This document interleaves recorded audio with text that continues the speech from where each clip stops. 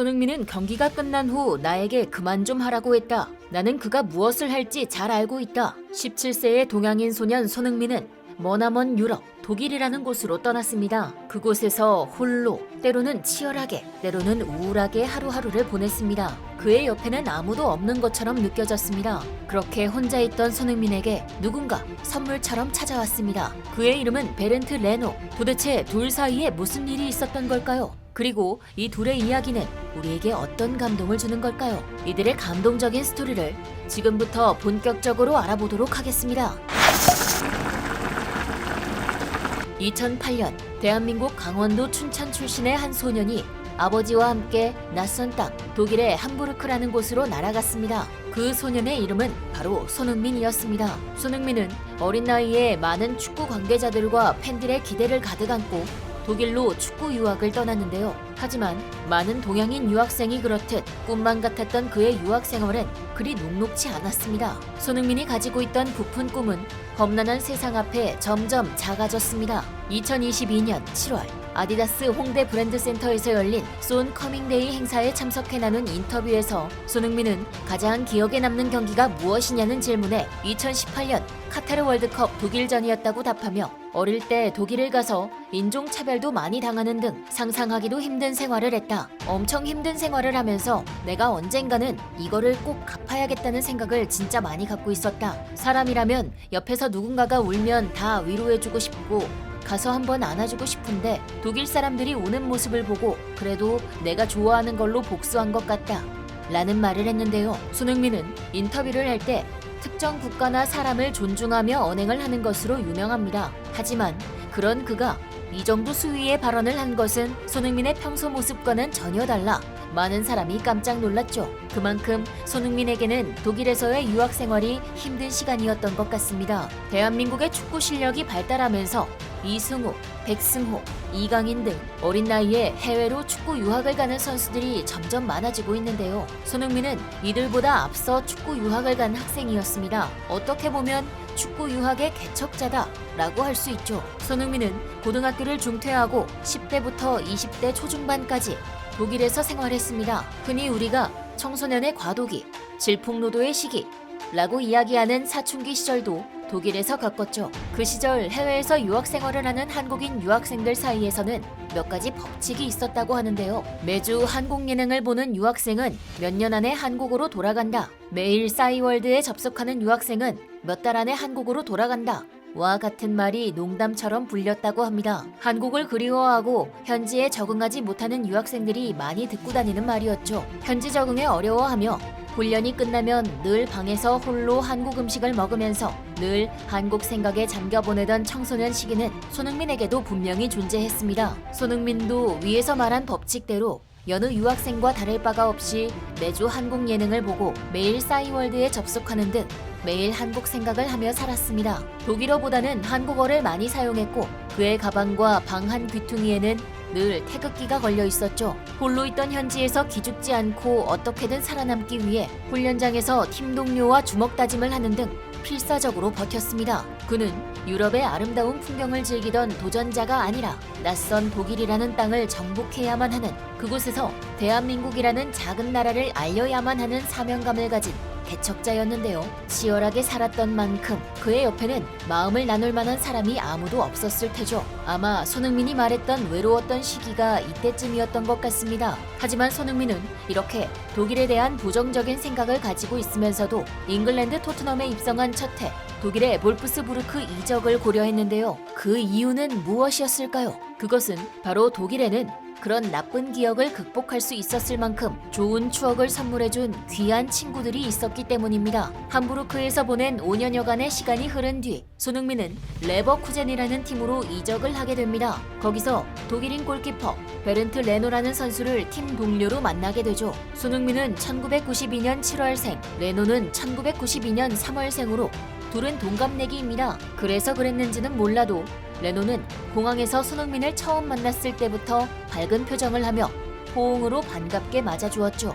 그렇게 공항에서 만난 둘은 손흥민의 축구 커리어에서 가장 중요한 친구에 꼽힐 정도로 둘도 없는 절친 사이가 됩니다. 손흥민에게 레노의 존재가 특별한 이유는 무엇이고 그들의 재회가 왜 손흥민의 오랜 팬들에게 감동을 주는 걸까요? 홀로 겪는 타지 생활 속에서 외로움을 삼키며 눈물을 흘려본 경험이 있는 사람이라면 지금 내 옆에 있는 친구 한 사람이 얼마나 큰 위로가 되고 힘이 되는지 공감할 것입니다. 손흥민에게는 레노가 그런 존재였는데요. 함부르크의 손흥민에게 있었던 유학생의 법칙이 레버쿠젠의 손흥민에게는 보이지 않았습니다. 손흥민의 일상에는 언제나 레노가 있었죠. 방에서 혼자 게임기를 가지고 놀던 소년 손흥민은 어느덧 레노를 포함한 친구들과 같이 게임을 즐기는 청년이 되었습니다. 손흥민의 입에서는 한국어보다 독일어가 훨씬 많이 나왔죠. 손흥민은 레노와 함께하던 그 시절부터 독일 사람을 꺾어야 할 경쟁자가 아닌 나와 함께 경기를 할 동료로 여기기 시작했는데요. 사실 손흥민에게 레노가 특별한 이유는 숨겨진 한 가지가 더 있습니다. 그것은 바로 슈팅입니다. 현재 손흥민을 상징하는 슈팅은 가마차기인데요. 지금의 손흥민은 습관적으로 슈팅을 감아 때리지만 사실 원래부터 가마차기를 많이 하는 선수는 아니었습니다. 저를 포함해 손흥민을 어린 시절부터 보았던 축구 팬이라면 과거 손흥민의 슈팅 궤적을 기억하실 텐데요. 과거 손흥민의 슈팅을 보면 공을 발등에 강하게 맞춰 빨랫줄처럼 나가는 궤적을 많이 볼 수 있습니다. 하지만 레버쿠젠의 훈련장에서 레노는 손흥민에 대해서 너무 잘 알다 보니 손흥민의 슈팅을 계속해서 막아냈습니다. 레노는 나는 그가 뭘 할지 잘 알고 있다. 골키퍼는 상황을 잘 읽어야 한다. 그래서 막을 수 있었다. 그래서 손흥민은 경기가 끝난 후 나에게 그만 좀 하라고 했다. 크크크 라고 말했죠. 축구선수의 슈팅 파워는 시간이 지날수록 선수가 나이를 먹음에 따라 점점 감소하는데요. 과거에 아무리 빠른 슈팅을 날렸더라도 세월을 거스르는 선수는 존재하지 않죠.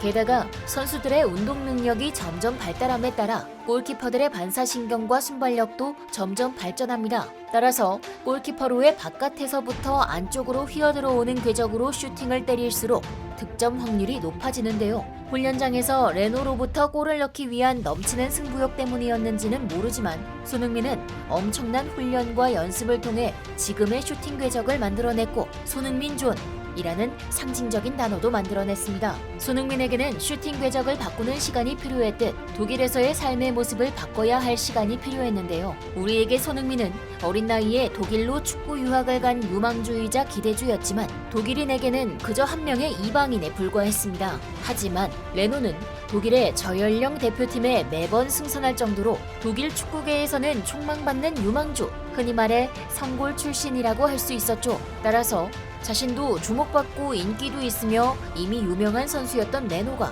손흥민과 굳이 친하게 지낼 필요는 없었을 것입니다. 하지만 그런데도 전혀 다른 문화권에서 태어나고 자라면서 다른 가치관을 가지고 있는 사람과 일상을 공유하며 교류하는 것은 레노에게도 도전이었을 것이고 그의 인성을 보여주는 부분인 것일 테죠. 악착같이 버티고 싸우는 전투력과 도끼도 험난한 세상을 극복하는 데 필요한데요. 하지만 때로는 여유와 웃음으로 상대방의 마음을 열고 화목하게 보내는 시간도 중요합니다. 마치 강한 바람이 걸어가는 사나이의 외투를 벗길 수 없었지만 따뜻한 햇빛은 벗길 수 있었던 것과 같이 말이죠. 독일에서 악착같이 살아남기 위해 몸부림치던 어린 소녀는 어느덧 세계 각국의 수많은 어린이들이 동경하고 사랑하는 월드 클래스의 선수가 되었습니다. 손흥민이 독일을 떠나 잉글랜드 런던으로 이적을 하게 되면서 볼 수 없게 된 이들은 레노 역시 같은 잉글랜드 런던의 구단인 아스날로 이적하게 되면서 다시 만나게 되었는데요. 현재 레노는